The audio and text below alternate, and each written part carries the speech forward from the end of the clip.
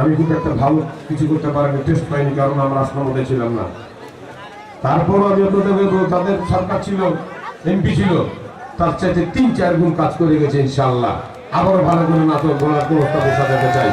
নাটোর উপজেলা হবে গোলাঘাট গোবস্তাপুর সমস্ত 16টি ইউনিয়ন, 3টি উপজেলার সমস্ত পানি বিশুদ্ধ পানির আওতায়, যেটা আমাদের জন্য সবচেয়ে বড় কষ্টের, বিশুদ্ধ পানি, খাওয়ার পানি।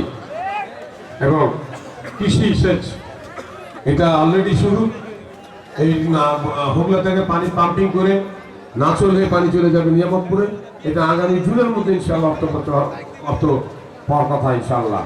আমরা বসে কাজ করছি।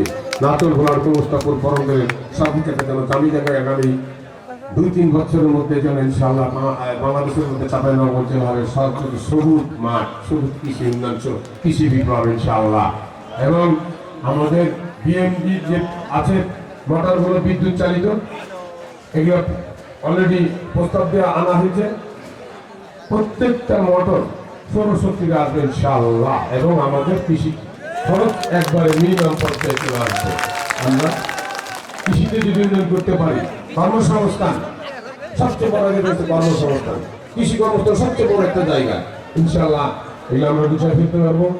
এবং নাচল ভাই আপনারা সামনে থেকে সরেন না, একটু কৃষিতে শিক্ষক বলতে আমাদের জন্য শিক্ষা খাত,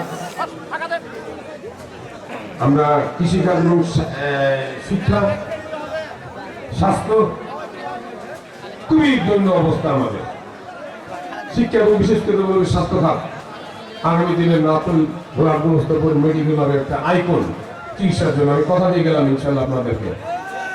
আর কর্মসংস্থানের জন্য যেটা বিদেশে আমি ট্রেনিং এর ব্যবস্থা করবো। 3-3 ইনস্টিটিউট হবে, শুধু ভাষা শিখে দেশের বাইরে চলে যাবে। এটা অনেক বড় প্রভাব ফেলবে আমাদের ছোট ভাই মোবাইল। আমি আপনি আপনাদের সন্তান, আপনার সবাই যেভাবে ভোট করেছেন, বিজয় করেছেন, আর একবার করতেন ইনশাআল্লাহ। আমাদের অভিজ্ঞতা আছে, শক্তি আছে, এবং সেই মন মানসিকতাতে ইনশাআল্লাহ আত্মবিশ্বাসের সাথে আগায় যাবো আগামী 12 ফেব্রুয়ারি ইনশাআল্লাহ। ঝাঁক ধরে ভোট দিব, ভোট যোগাবো। মানবিক সময় এসছে, দল মত নির্বিশেষে ভোট দিব ধানের শীষে। সবার আগে বাংলাদেশ, এগুলো শেষে বাংলাদেশ আমার হোক ইনশাআল্লাহ। বাংলাদেশ জাতীয় বাণিজ্য ক্ষমতা গেলে মা বোনদের জন্য ফ্যামিলি কার্ড দেওয়া হবে, কৃষক কার্ড দেওয়া হবে, মা বোনদেরকে প্রতিষ্ঠিত করার জন্য, মা বোনদের সচ্ছলতা আনার জন্য। এবং কৃষি কার্ড দেওয়া হবে বাংলাদেশকে খাদ্যের স্বয়ং সম্পূর্ণ করার জন্য।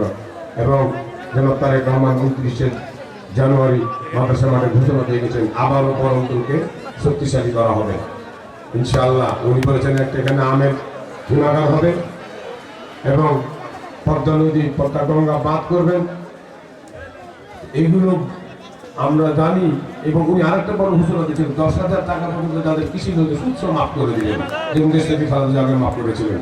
আমরা আশা করবো ইনশাআল্লাহ কোনো ভুল করবো না। আগামী নির্বাচন 12 তারিখ যেন ধানের শীষে ভোট দেবো ইনশাআল্লাহ। আমি এটুকু বলতে চাই যে আমি না চলে আমরা যদি আমরা বিএনপি করে আপনারা ভোট দিয়ে বানাতে পারেন। 18 সালে আপনারা আমাকে বানিয়েছিলেন।